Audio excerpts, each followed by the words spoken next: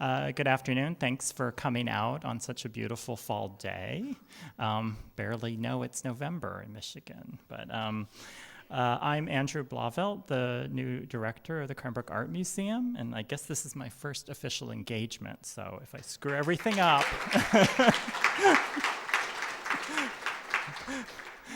you'll know it's the first week. So basically, I've lost all my codes and passwords and all of that good stuff that happens. But it's a very special event for us, and I would like to welcome our guests here today, including all of you. And I would like to congratulate Shelley Selim for organizing this truly lovely exhibition of a lesser-known aspect of one of Cranbrook's most well-known and accomplished artists, Harry Bertoia. It's really a beautiful show that is also the product of Mark Baker, our installations and exhibition designer. And hopefully you've had a chance to see it, which is right outside our door, so it's very convenient. And if you haven't, I'm sure you'll be inspired to after hearing about Harry's work. The research that Shelley undertook for this show and the accompanying catalog was part of her collections fellowship experience at Cranbrook. I said that in the past tense, but I think it's continuing, so that's good. And that effort exemplifies the kind of scholarship envisioned by the fellowship's generous endowment created by Jeanne and Ralph Graham. So we'd like to thank them for their foresight and wisdom in endowing that position and allowing us to do research on our collections.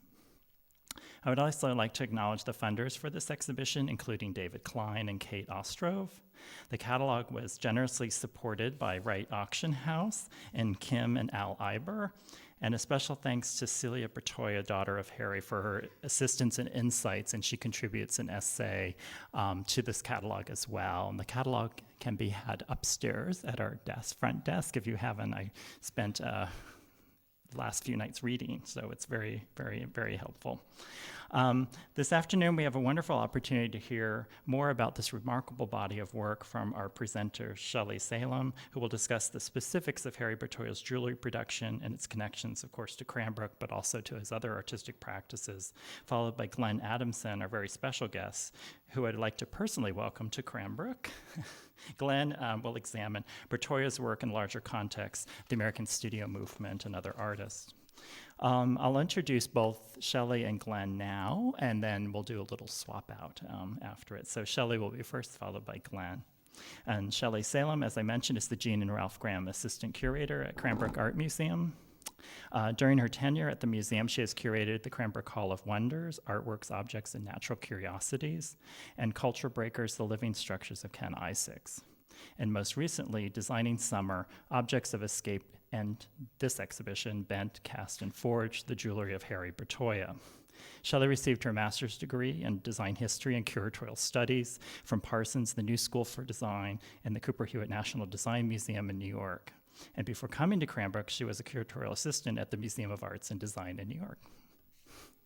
So they know. So they've seen each other passing between floors. Glenn Adamson is the Nanette L. Laitman Director of the Museum of Arts and Design, or affectionately known as MAD, in New York City, and has led the institution to the exploration of new territories in projects such as New York City Makers, the MAD Biennial, Richard Estes, Painting New York City, and Ralph Pucci, The Art of the Mannequin. He was, until November of 2013, head of research at the V&A in London, where he was active as a curator, historian, and theorist. His publications include Thinking Through Craft, The Craft Reader, Invention of Craft, and Postmodernism, Style, and Subversion, 1970 to 1990. I would like to first welcome Shelley to the podium, but please give me a round of Cranbrook welcome to these two speakers.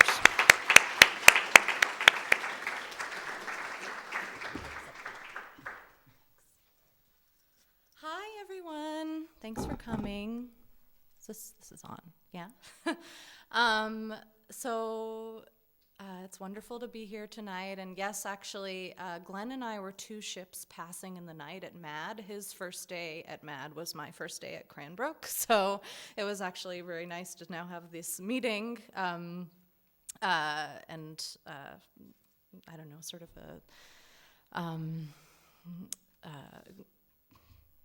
a All right, I'm going to end that sentence.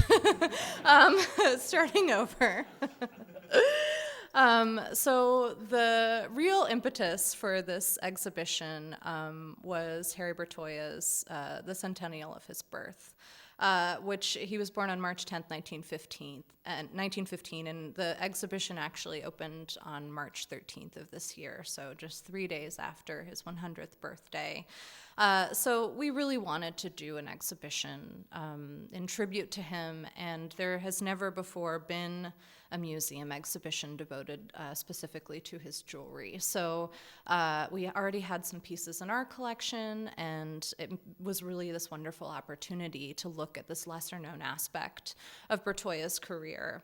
And as Andrew mentioned, there's a catalog. This is a shameless plug for you to buy the catalog if you haven't already purchased it already. I'm going to be discussing a lot of the sort of themes and ideas that I've explored in the catalog, but it's a wonderful book designed by two Cranbrook graduates of Unsold Studio. So most people are probably most familiar with Bertoia's work as a sculptor and as a furniture designer. He's known for his large public commissions and sort of sculptural screens, some ambient sculptures, and of course his latticed wire furniture collection for Knoll, which launched in 1952 and has never left production. Just speaks to the timelessness of these designs. But he actually started out his career making jewelry and tableware in Detroit in the 1930s, when the vast majority of the jewelry that he made was made in the 1940s in Cranbrook as a student and as an instructor.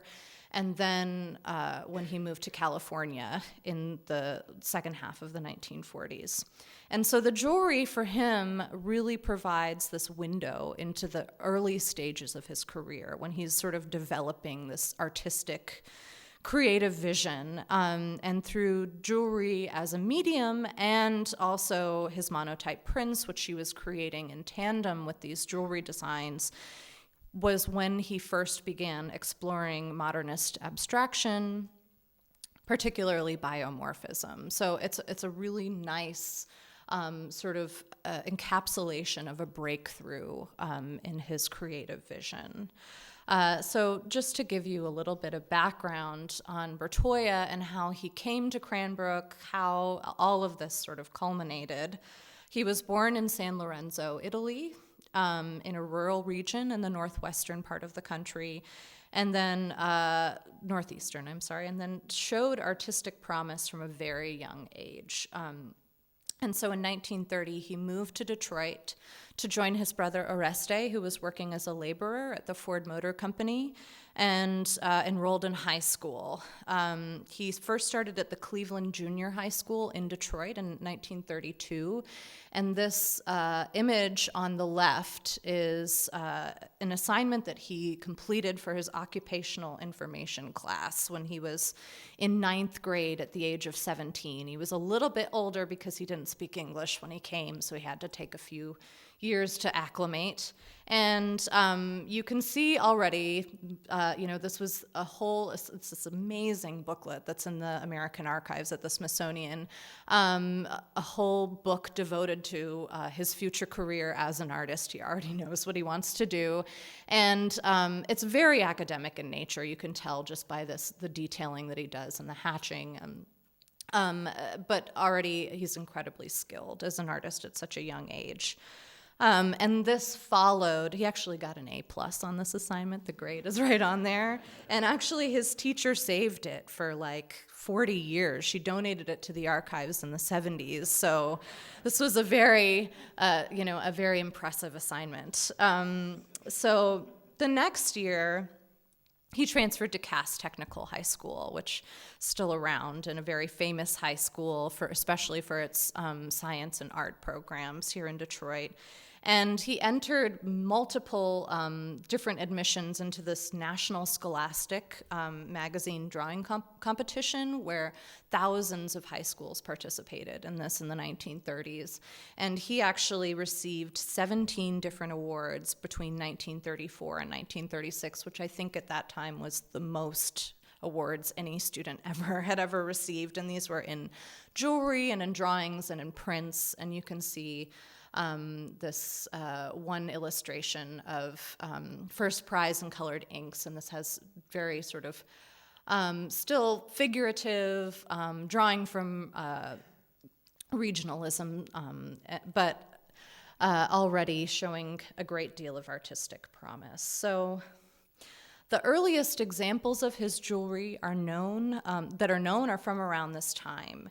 And these are both gifts to his sister-in-law, Lucy, as sort of a thank you for her graciousness as a host.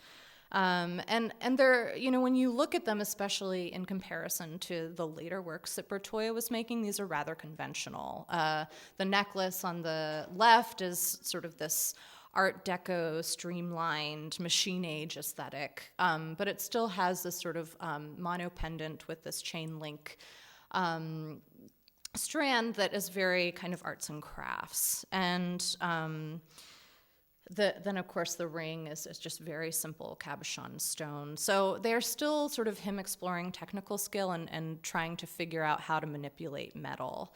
But it's really interesting to see these early works and then look at what he made in the early 1940s. So in 1937, he received a scholarship to the Cranbrook Academy of Art, which was founded by newspaper magnate George and Booth and his wife Ellen Booth. In 1932, you can see them right there in our rose gardens. And the academy was really based on a few European models that unified the fine and applied arts, particularly the American Academy in Rome, but also the Bauhaus in certain aspects. And the campus was designed kind of as a country retreat. You could call it maybe a utopian island, because when you look at this photograph from 1938, there was really nothing around. Of course, now it's incredibly developed here, but the campus, of course, designed by Finnish immigrant architect Laitman Saarinen, who also had played a major role in establishing the curriculum for the school. And when he wrote about it, the main goals of this institution were to establish a place that sort of emphasized self-education under good leadership. He said, "It is not an art school in the ordinary meaning, it is a working place for creative art. Creative art cannot be taught by others." So it was sort of a laboratory atmosphere. A former student once told me it was sort of like a creative cauldron, which I thought was such a great explanation of it. And Bertoia enrolled in 1937, which was sort of during what many people call the Cranbrook Golden Age. This was when Charles and Ray Eames were both here. Eero Saarinen, Laitman Saarinen's son. Florence Knoll was a student at the girls' school. Harry Weiss, Benjamin Baldwin, Marianne Strangel, Maya Grotel, all of these amazing minds that were meeting at this, wonderful culmination of creativity. And so he enrolled kind of to study painting and drawing, but because of his experience with metals, he was offered a scholarship with a stipulation that he would run the metalworking studio, which had been dormant since 1933, largely due to the Depression. So after he finished his studies in 1939, he became an instructor of metalsmithing. And so you can see him here welding with a student with no safety goggles, I don't think. Very, very controversial. So he was a very good teacher and very experimental with the material while he was there. He focused, in the 30s and the late 30s especially, he was focusing on tableware, a lot of spun metal vessels with kind of this Austro-German machine age influence, and they're very controlled, rooted in this academic and technical training of his youth, because he's still attempting to master the medium. I think that it just, he wanted to kind of reach this level of technical ability before he could really become as experimental as he later became. And then right around 1941, you start to see him beginning to trust himself more as an artist, and became, increasingly more bold with his technique, and approached metal craft in sort of a more intuitive way. So kind of like a material study, you could say. And this develops acutely through the 1940s with his jewelry. These pieces, for example, were made with a technique called direct casting, where the metal was melted directly on the charcoal block, and then it was kind of stirred and scraped and chased and hammered before it hardened and splashed with water. So you have this wonderful kind of nebulous form, and these like oozing kind of microbiology influenced forms. So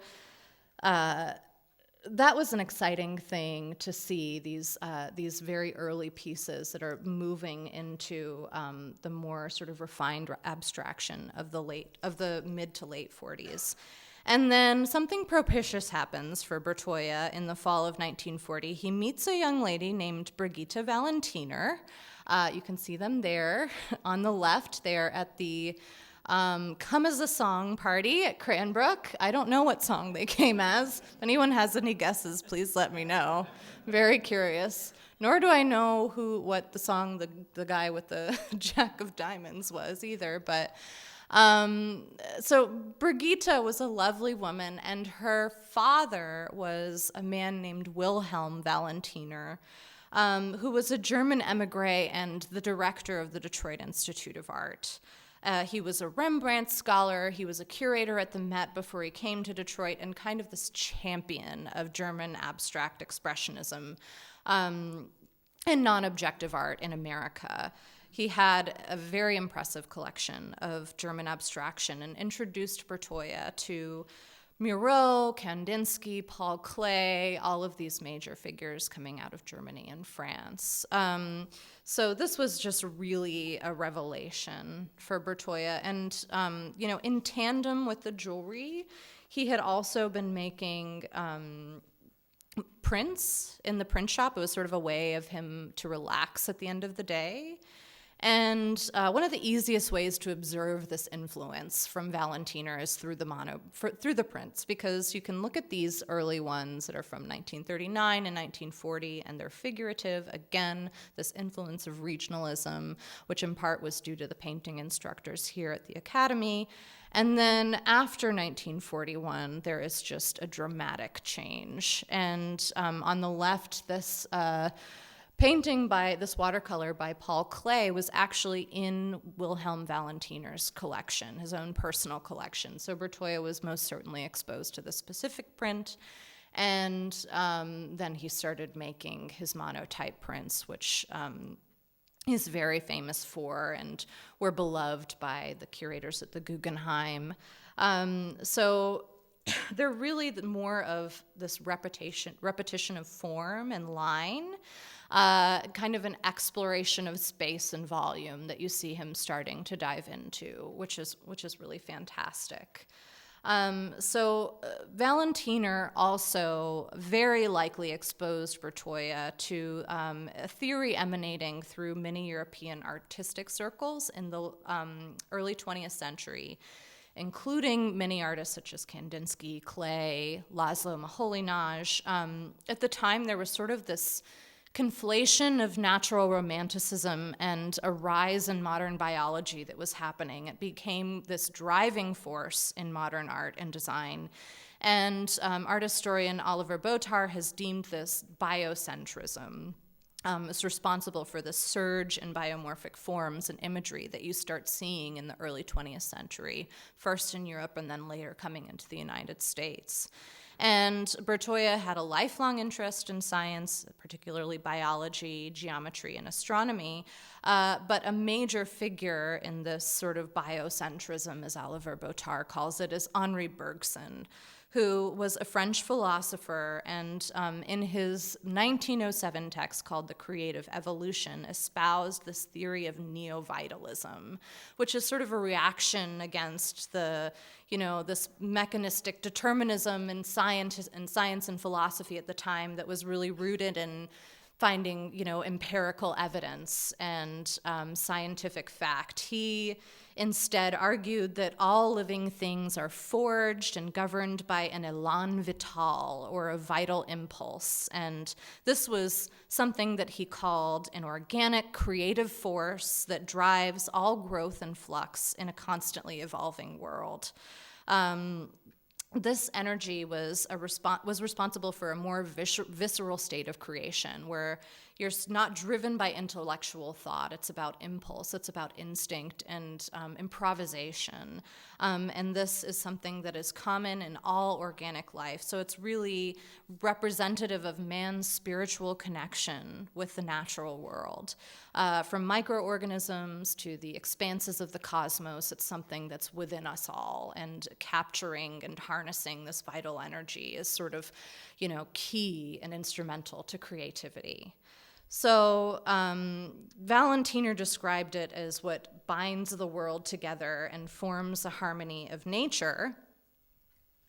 And he actually first acknowledged neo-vitalist ideology in 1941 when he was quoting and endorsing Diego Rivera's commendation of Kandinsky in Art Quarterly. And he was actually a good friend of Diego Rivera, of course.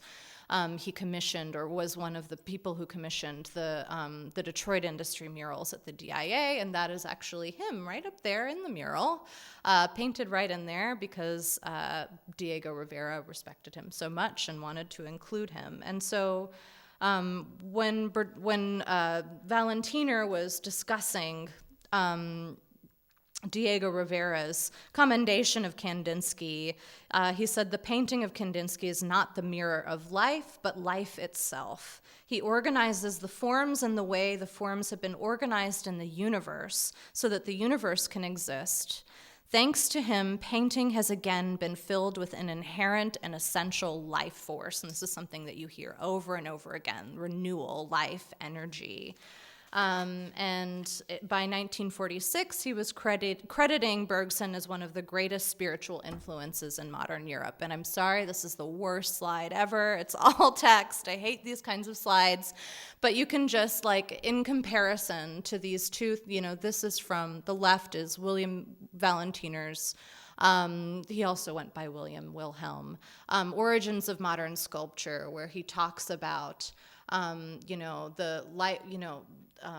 there's an inexhaustible expression of life energy which moves us in the world in this constant renewal of its elements. And then goes on to talk about, when you think about the most spiritual expressions of modern art, the theme is frequently the birth of life-giving forces and their transference to the different parts of the cosmos. And then Bertoia, who notoriously just never talked about his work, was really sort of this reticent man.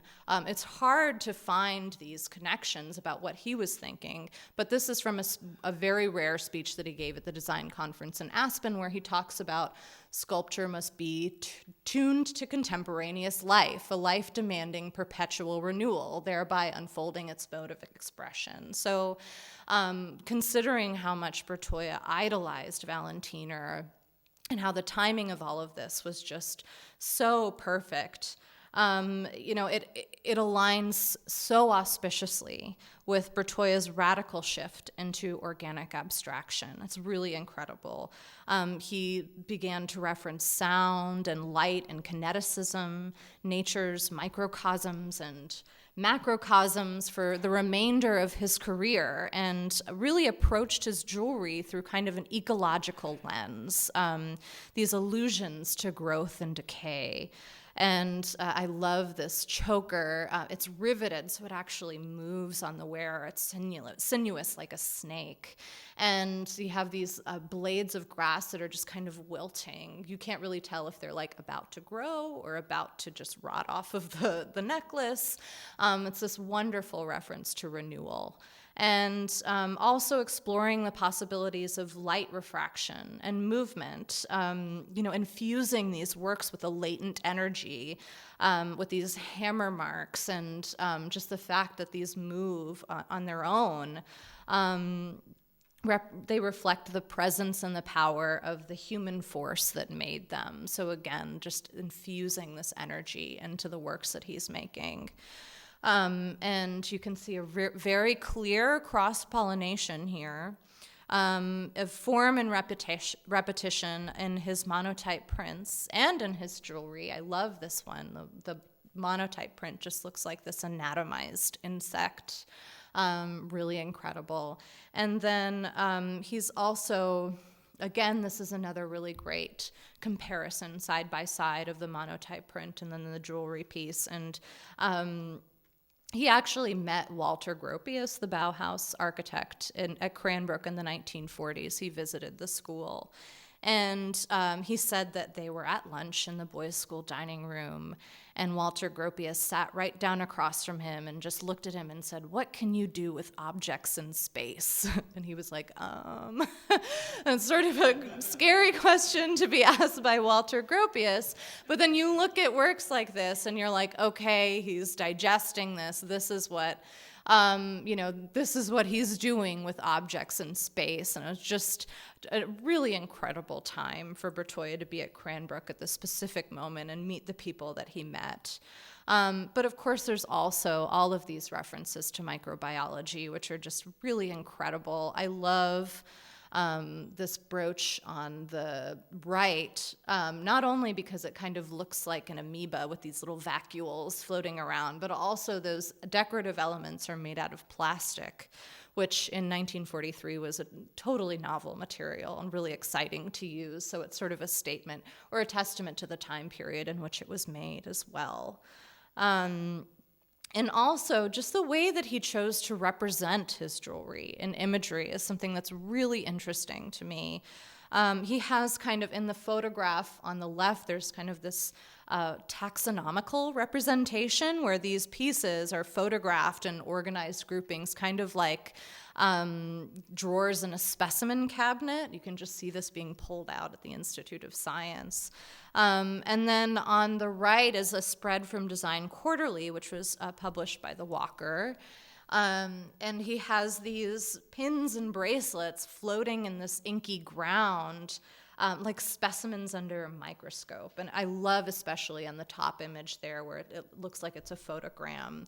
It has this ghostly translucence of dark field microscopy. And Bertoia provided these images himself. So it's that in itself is just a really interesting way to sort of see what he was thinking and how he wanted his work to be represented as well. Another really interesting aspect of the story was that after 1941, December of 1941 particularly, when America entered World War II, there was a rationing of strategic metals. So this piece, you can see a little SS marking, which stands for sterling silver, from the fork that he melted down to make this brooch. He would go to, he didn't have a ton of material to work with, so he would go to flea markets and just get any flatware he could find and melt it down. So when a lot of people have asked me, why wasn't he making jewelry? Why did he stop making jewelry? Why wasn't he making sculpture earlier? And he certainly wasn't making sculpture before the end of World War II because he just physically couldn't. He didn't have the materials to do so. But I think that because he was restricted for so long during this time that once those restrictions were lifted, it really opened this door for him to work in sort of a larger mode. So you look at these pieces, you see how there are these kind of material studies, these, explorations of line and volume and movement. I love, just how these, works kind of materialize from a drawing. They almost look like a drawing, especially this one on the lower right, this tension pinback brooch, which is just literally one long line of wire that's been bent and then pinned into itself. It's just a really brilliant composition. And that's something that you see later in his furniture designs, this, this obsession with line and with creating this positive and negative space that all sort of was rooted in his jewelry experimentations of the 40s. And after 1943, in 1943, he moved to Venice Beach to work with Charles and Ray Eames at the Eames office, and then in 1947 moved to La Jolla in California before, in 1950, moving to Bally, Pennsylvania, where he spent the rest of his life, and that was conveniently located right near the Knoll Furniture Factory, which is the impetus behind him moving there. Florence Knoll basically told him, she was a friend of his from the academy and said, just come out and experiment and fool around, and if you make anything cool, well, my furniture company will make it. And it's a pretty great suggestion to make, so he was like, okay, sure. And that's what happened. And you get these wonderful metal chairs, these pieces. I love the Herbert Matter photographs of these works because they just look like they're floating through space, kind of their own volition. They have this life of their own. Again, they're just sort of surging with this energy, this kinetic energy. And when you think about what that's rooted in and his beginnings, it just it brings it to a whole new level.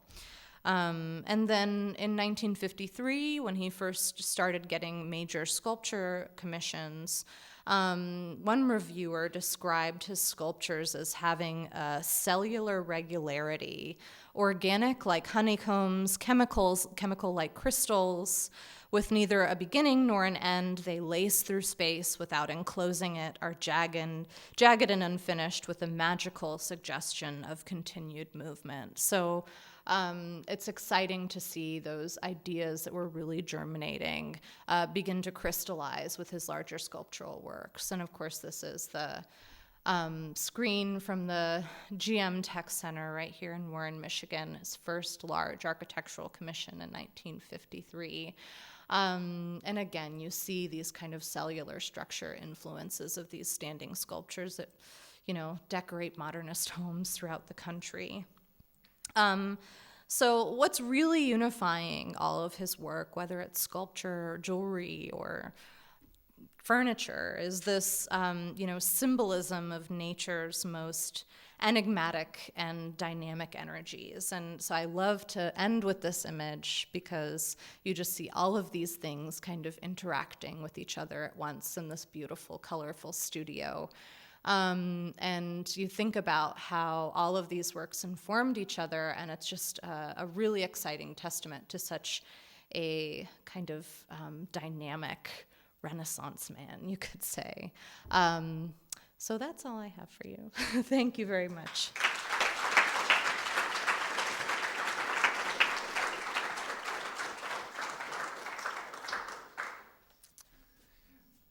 Thank you so much, Shelley, for that. As Andrew said, my name is Glenn Adamson, and I'm the Nanette Laitman Director at the Museum of Arts and Design. I'm going to out myself as another former intern of MAD. I was actually an intern back in the days when it was known as the American Craft Museum. So I was there in about 1994-5. So needless to say, interning at our museum is a great idea because you obviously go on to onto good things. So I'm also just really pleased to be here at Cranbrook, one of my favorite places on earth. It's always wonderful to visit, and so many great friends here, including Shelley. Andrew, so thrilled that you're here now. Congratulations. And Greg Whitcop. I hope Greg is here. There you are, Greg. Welcome. In fact, it was through a conversation with Greg and then Shelley that we came to the idea of bringing the Bent Cast and Forged show to the Museum of Arts and Design. It's going to be opening there in May of next year. So please come and see it in its configuration with us in Columbus Circle. And we're also, and I'll get to this a little bit later in the talk, we're going to also be supplementing this excellent jewelry show with some of the later work that Bertoia made. And I will tell you a little bit more about that towards the end of my remarks. So my job here is not to give you as much of a in-depth and insightful biographical account of Bertoia as Shelley just did, but rather to give you a sense of the broader context in which I see him. And I'm going to do that in three different ways. First of all, I want to start by telling you a little bit about the institutional history that we have with Bertoia, which is brief but highly interesting and indicative, as you'll see. Second, I want to talk a little bit about how Bertoia fits into the broader spectrum of creativity and production that was happening in the 1950s and 60s, in which our museum was centrally located as well. And third, as my title, Learning from Bertoia, suggests, I want to also talk a little bit about why Bertoia is interesting now in 2015, and perhaps especially interesting for our institution and interesting at a place like Cranbrook. So those are the kind of three themes why Bertoia matters today, first for our institution, then historically in the 50s and 60s, and then more broadly in 2015 as a creative exemplar, you might say. So first, beginning with our institutional story, this is our founder, sort of our analog to George Booth. This is Eileen Osborne Vanderbilt Webb, here seen late in life at her wheel, but here seen in my favorite picture of her on the back of a Norton motorcycle. And absolutely awesome lady in every way. She was easily the most influential and energetic philanthropist and generator of the craft movement in the 20th century. And despite having not been a maker herself, her pottery was really just an amateur affair. She was able to give shape to what happened in the crafts in the 1940s, 50s, and on into the 60s and 70s. You might say almost as much as everybody else involved put together. She was that influential and powerful as a thinker and maker of situations. So just to give you a very brief account of what she achieved, she had originally started her career in the 1930s, and as you can tell from her name, Eileen Osborne Vanderbilt Webb, if you know anything about New York social circles, she was a very connected lady. And one of her many philanthropic enterprises when she was young was related to her summer home, her family's summer home, which was in Garrison, New York, up in the Hudson River Valley. And that happened to be located in Putnam County. And she got involved with something delightfully called Putnam County Products. And as she said, when she first started her involvement with this organization, she assumed that it was going to be about string beans and eggs. So just trying to raise local produce. But instead, she went up the Hudson River Valley and she found crafts. She found basket making, she found pottery, she found weaving, etc. And it gave her this idea that she could sell regional American crafts in New York City to her own friends and thereby create economic development. And of course, this is right at the tail end of the Depression. So in 1940, she founded America House, and you see a rare interior shot of it in its very early days here. And this really was the antecedent of our museum. It was the first ambitious craft store founded in New York City, and it continued running right until the 1970s. In fact, many of you may know there was eventually a Michigan-based offshoot of it, also called America House. So she founded America House in 1940. She founded Craft Horizons magazine just a year later, 1941, and there on the left you see the first issue of it, which rather wonderfully has a gigantic red question mark stamped right on the cover, which perhaps is highly indicative of what would happen to the craft movement in succeeding generations. What is craft going to be in a world that's dominated by mass production and machine precision engineering? And of course, Webb was always trying to answer that question. There on the right, you see a 1945 issue. And although I don't have an image of it, it is interesting to note that the 50th anniversary issue of this magazine, which of course became American Craft, it still bears that title today. The 50th anniversary issue, published in 1991, also had a question mark on it, which again tells you a lot. But at any rate, founded the magazine. She was also active as an organizer of events. For example, in 1953, the first major exhibition of post-war American craft, which was called Designer Craftsman USA, 1953, at the Brooklyn Museum, and then subsequently toured.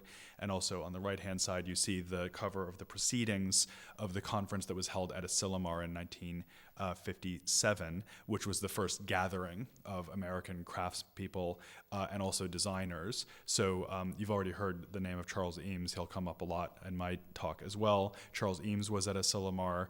Many furniture makers, for example, who had never met one another, like George Nakashima and Sam Malouf, Walker Weed, they all met there at Asilomar for the first time. Sam Malouf said that it was actually the first time he was aware that anybody else was making furniture by hand in America. So this is obviously pre-internet, folks. And Webb was functioning here very much in the spirit of a connector. This is an interior shot of Designer Craftsman USA, this 1953 show that I mentioned that was in Brooklyn. And so, armed with this experience of having done this very successful exhibition, she decided that she was going to go ahead and found a permanent museum, and that, of course, was us. And here is where the Bertoia connection comes in. So there on the right-hand side, you see the initial building, which was then called the Museum of Contemporary Crafts. And there on the left, you see the first inaugural show, which was called, rather wonderfully, Craftsmanship in a Changing World. Craftsmanship in a Changing World, which I always think should still be the motto of the museum today. And there, the first thing that you saw when you walked into the first show, so if you like, in pole position in the history of our institution, a Harry Bertoia sculpture. And in fact, it was one of the very few objects in this initial exhibition that was non-functional, which is also very interesting for reasons I'll get to in a minute. But clearly Bertoia, because of his background at Cranbrook, because of his metalsmithing skills, his connection to abstraction, Bertoia was already seen very early on as the perfect person to put in our galleries. It's also interesting to note, in relation to this very interesting story that Shelley told about William Valentiner and the connection to advanced non-objective art or abstract art, that this building was right next to the Museum of Modern Art, so the same side of the street on 53rd Street. And in fact, that among Webb's many connections was Renée Darnancourt, the director of the museum. And so she was in many respects thinking of the Museum of Contemporary Crafts as a kind of handmade analog or offshoot or counterpart to MoMA. And of course, many of you will know that in those days, MoMA was not so big. So really, Webb's thought was that these two institutions would stand side by side, with MoMA covering industrial design and abstract art, and the Museum of Contemporary Crafts covering handmade things. And so she was very interested in participating in this overall modernist project, which led her to do lots of interesting, innovative, and progressive programming, together with Paul Smith, who you see there on the left-hand side. Those of you who may know Paul Smith now will be absolutely delighted to see this picture of him in classic 1950s eyewear. And so there's Webb on the right and Smith on the left, and of course they're looking at a piece by the artist Peter Volkas, who became even more than Bertoia, the perfect representation of what this museum was going to be about. Volkas then leading the clay revolution that happened on the West Coast in the 50s and 60s. And I'll just put in a brief plug here to say that we are going to be doing a major exhibition on Peter Volkas's breakthrough work of these 2 decades next year at the Museum of Arts and Design, which will then travel. So we're again trying to go back to the roots, and having Bertoia and Volkas in the same year in our galleries is a really wonderful thing for us, because it shows, hopefully will show our audience how closely we are still connected to our roots and how important those figures still are today. And indeed, as we'll talk about, Bertoia is very relevant, but Volkas is as well. You probably know that many ceramic artists, or many sculptors are embracing ceramic, and Anders here in the ceramics department is one of the standard bearers of this broader relevance or currency of ceramics as an art medium today. So these guys were way, way, way ahead of the curve, is what I'm trying to say. And Bertoia was, as I say, right there. Now, that's the institutional history. The kind of second topic that I want to talk to you about a little bit is what Bertoia was fitting into and also what the museum was fitting into. And here I'll go back to that phrase designer craftsman, which was the title of the first show that Webb had put on at the Brooklyn Museum in '53, Designer Craftsman USA. Well, what is a designer craftsman exactly? This was an idea that had been circulating in industrial design circles in America beginning in the immediate post-war period, probably most codified by this book that was published in 1956 by Don Willance, not so well known today, but a kind of Bible of those years. And it was called Shaping America's Products. And as you can see, it had this almost astonishingly broad range of topics that it covered, everything from electrical appliances to chemical ware, luggage, but then also pottery, textiles, furniture, things that you might be more inclined to expect in a craft exhibition, and cutlery, which is not an incidental inclusion because Willance himself was a flatware designer. So you see here on the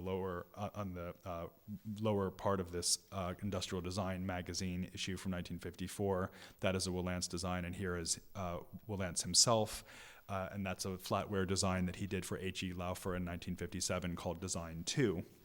So what Willance was talking about in Shaping America's Products was this ideal that he had, which Webb absolutely shared at this date, of design and craft in a harmonious relationship to one another, so that rather than seeing craft and design as opposed, which you might think would be a natural position, craft representing the hand, the individual, and design representing industry and the machine.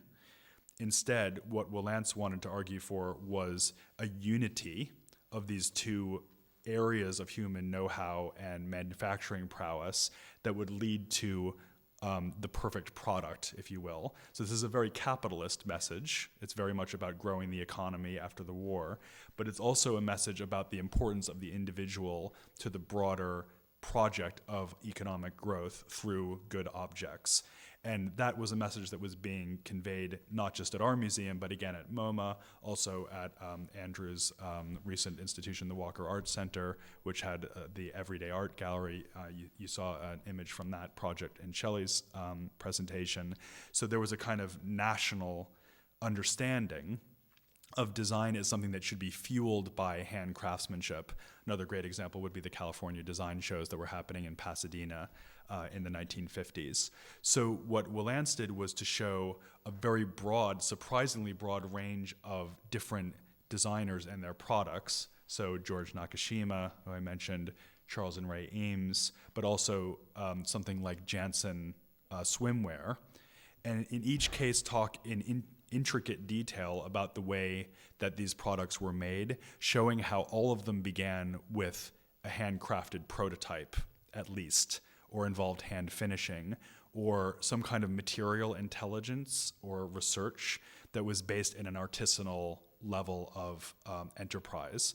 So what he was very interested in was showing that even the largest mass production, if it was going to be successful, needed to rest on the foundation of artisanal knowledge. And of course, Bertoia is again perfect in that context because he is going to bring, as Shelley said, the know-how that he developed in the metalworking studio here at Cranbrook to mass manufacturing furniture at Knoll. And I'll get to that again a little bit more in a minute. But just to give you two more examples of people that were covered in Shaping America's Products, we have on the left Heath Ceramics, Edith Heath, the California ceramics entrepreneur, and on the right the artist Harvey Littleton, who had studied here with Maya Grotel in the ceramics studio, and then went on to found the National Glass Movement with a big assist from the industrial capabilities of Corning Glass in New York State, but in this initial workshop that he and colleagues held in Toledo in 1962. So you have this big cross-disciplinary enterprise, ceramics, glass, textiles, swimwear, cutlery, furniture, pretty much anything, any form of commodity, all of which were going to involve the relationship between handmade and mass-produced objects. Heath would be a great example of this, by the way. She would throw everything by hand and then go on and have it cast and made serially and put into production. So Bertoia fits into this beautifully in so many respects. And this is why I think we still can learn from him today, because he's thinking, first of all, across a very wide range of different kinds of application: jewelry, furniture, architecture, sculpture, etc. Obviously works on paper.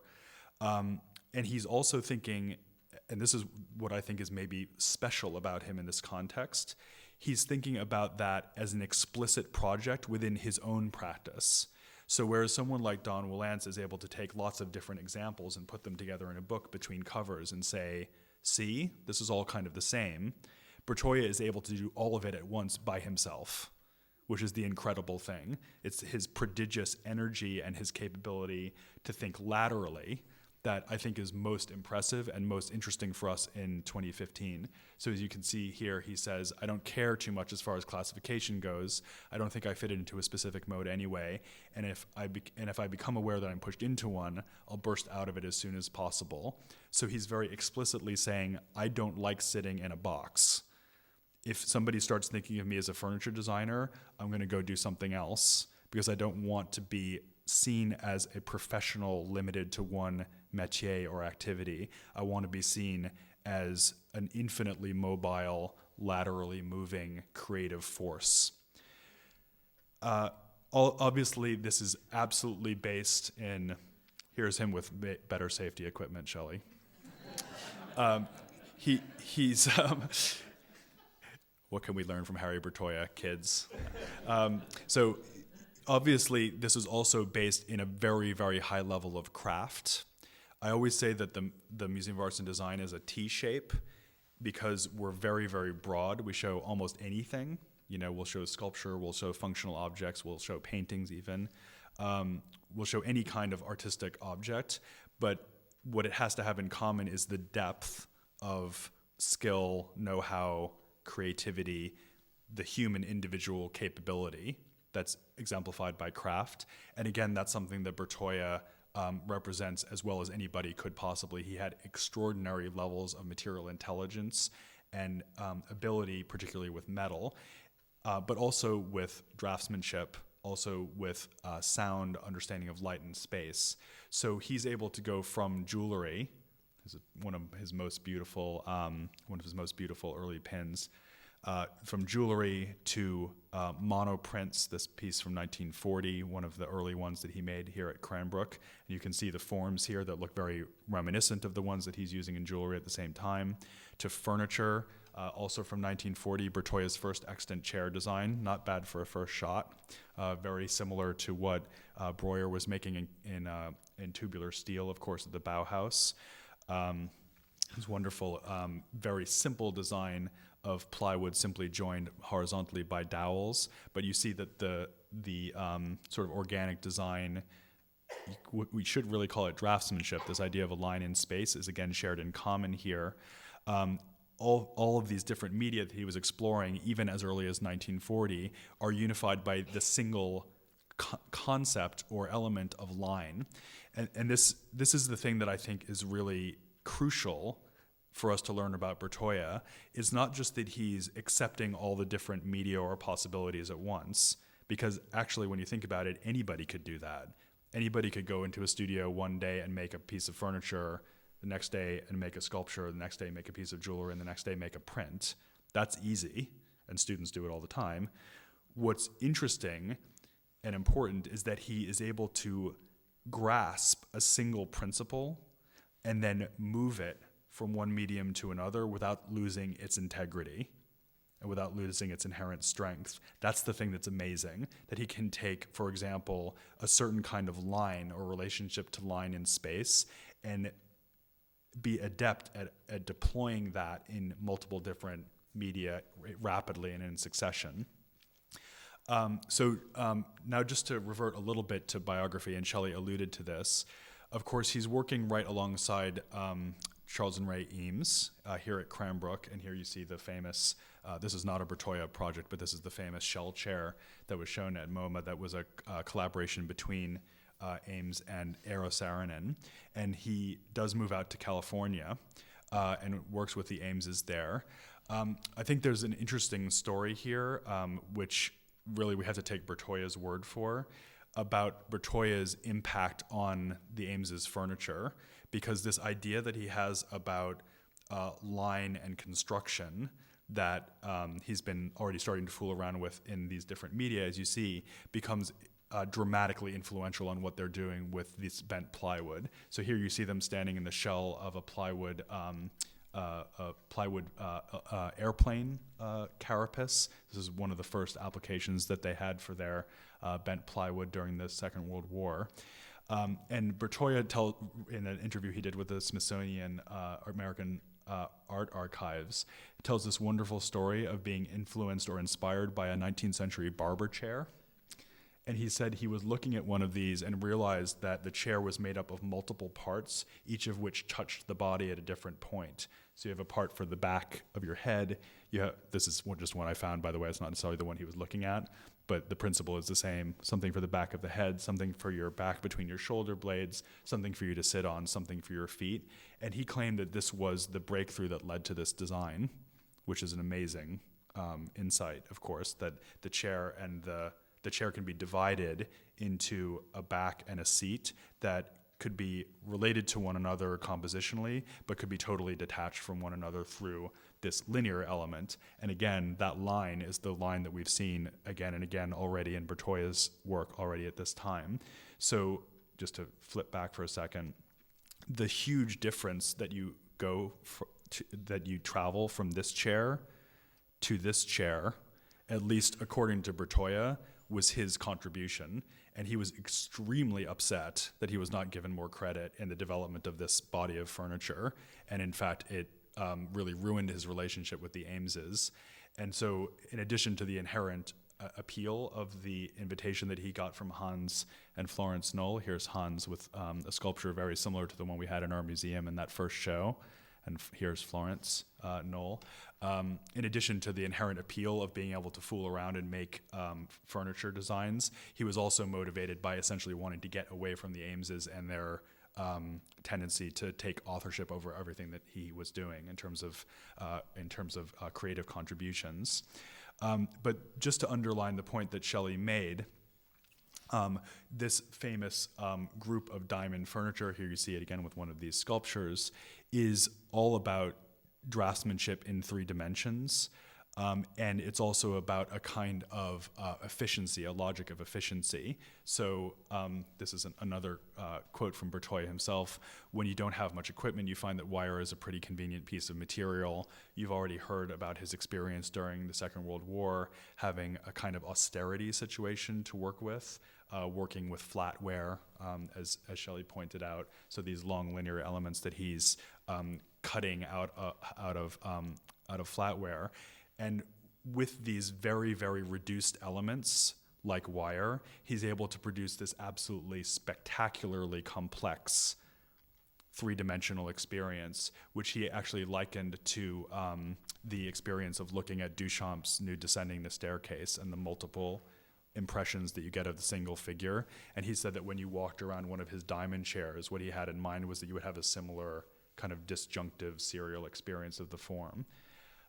So here, just for fun, are some images of the diamond chairs being made. These are from the Knoll archives. Always like to show images of work in progress. And there they are on the conveyor belt, again, emphasizing the way that Bertoia is carrying out this principle of individual artistic capability being extended into the domain of mass production, and the way that he's able to keep the ideas that he's working with us in monotype or sculptural form into the furniture itself. Always thinking about line. Just one last point to make about Bertoia before I wrap up by telling you a little bit about what we'll be doing at MAD is that Bertoia's idea about individuality is in some regards a very 1950s, 60s idea, because it's also about brand. And this is something that he was less explicit about, but he was certainly masterful at this. He was able to make himself into a look or into the producer of a signature style. So it's no coincidence that he was seized upon by Knoll as being the perfect face or symbolic designer for their company. And just as an example of this, I wanted to show you this absolutely amazing translation of a Florence Knoll sketch for an advertisement to the actual studio shot that was taken for the advertisement. And it's stunning, in addition to the fact that this white and purple chair is stunning. And wouldn't you like to have that? But it's stunning the degree to which they were able to take this graphic idea and turn it into a photographic idea. And again, that shows you how Bertoia's ability to work with line in 3 dimensions can function as not just a graphic design, but also almost as a kind of, it's almost like a kind of corporate logo. So that in advertisement after advertisement, here you see this Herbert Matter image again, here this wonderful image where the chair and its sitter is being reflected into pure silhouette. That he's able to contribute to the construction of what the American designer is in the 1950s and 60s. Famous and wonderful example of this is the great shot that was taken of 6, of course, all male designers in 1961 for the magazine Playboy. And there you see George Nelson, this left to right, George Nelson, Edward Wormley, Arrow, Saarinen, Bertoia, Ames, and Jens Riesum, each sitting in or standing near one of their signature chairs. And again, it's this idea of the designer as somebody who puts a distinctive mark out into the world in the same way that Coca-Cola puts its logo out into the world. But this, of course, was not seen as problematic at the time. It was seen as a means of expressing individuality and extending individuality out into the world. So that when we think about his sculpture, like the GM project from 1953 in the building that Eero Saarinen had designed, the Technical Center, we can see that this was a means of him taking his individual private interests, his studio-based interests, and making them large scale, making them monumental.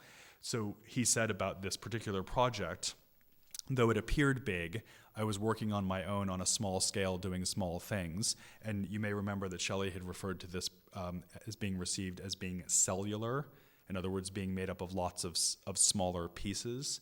Well, that's not just the influence of biology, it's also the idea that you can make an absolutely enormous installation in a very small space by making a single type of element over and over and over again, and then assembling it on site. So in other words, this is a monumental piece of architectural sculpture made using the same techniques that Bertoia was using to create jewelry. So it's that idea of the scale leap. And it's, again, important because it's a way that he can hold on to his individuality while also working at grand scale or, again, through mass production.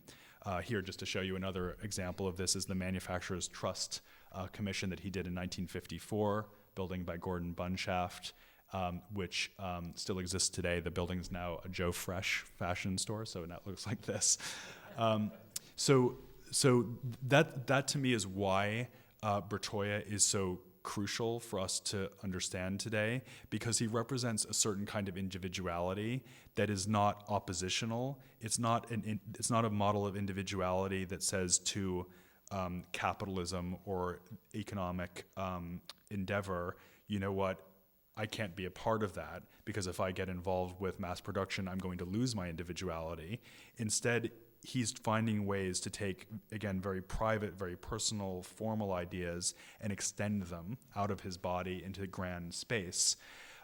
So I've been talking a lot about line as one way that he did that, but of course the other way that he did do it increasingly over the course of his career is sound. And this is what I want to let you know about in terms of our project at MAD. He created a very long-running series of sculptures called Sonambient. I've been lucky enough to actually see 2 of them earlier today in the homes, 2 different homes here in Bloomfield Hills. And each of these sculptures was devised to make a certain kind of chiming sound of different pitch and type depending on the scale of it, on the organization of the rods, and obviously the number of the rods.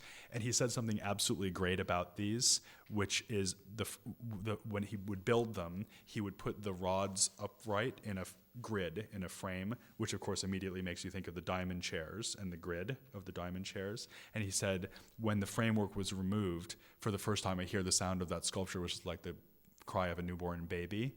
And if you like, by extension, I think of these sculptures as like the diamond chairs or his other interests in wire being rebirthed as musical instruments. So it's this great insight that he has. What if these pieces of furniture could be reimagined not only as sculptures, but also as things that we can play music on? So again, that lateral movement that he has, being able to move from one thing to another while keeping his own artistic ideas intact. So here you see his barn studio in Bali. Here he is standing among the sculptures. Here they are today, along with these major huge-scale gong sculptures that he was making.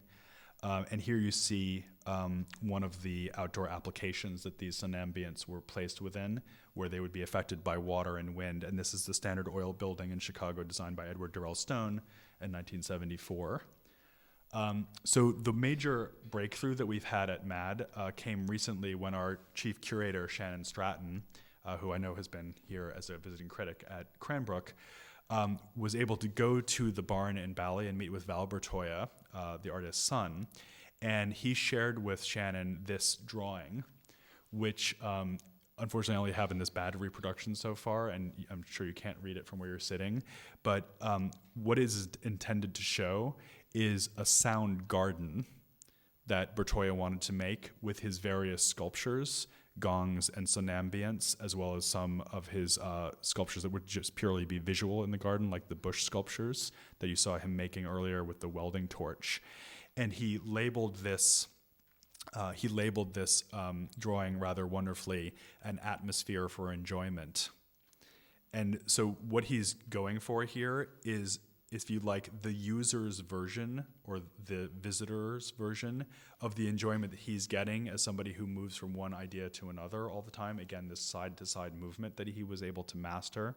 And here he's trying to create a space where music and light and visuality will become this kind of multi-sensory, almost sensual environment. Now, Bertoia made this drawing, and Val has inherited it, but he was actually never able to realize this garden.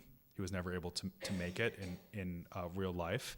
So our project is to have, alongside Bent Cast and Forge, the exhibition here at Cranbrook, we're going to try to come as close as we can to creating this for our visitors. So we've been trying to identify sculptures that correspond to each of the little sketches on this drawing, and then we're going to lay it out in an atmosphere where the audience can come and enjoy, play some of the somnambients, maybe even have a cup of tea, which is something that Bertoia wanted people to do in this garden. We're talking to our registrars and conservators about that.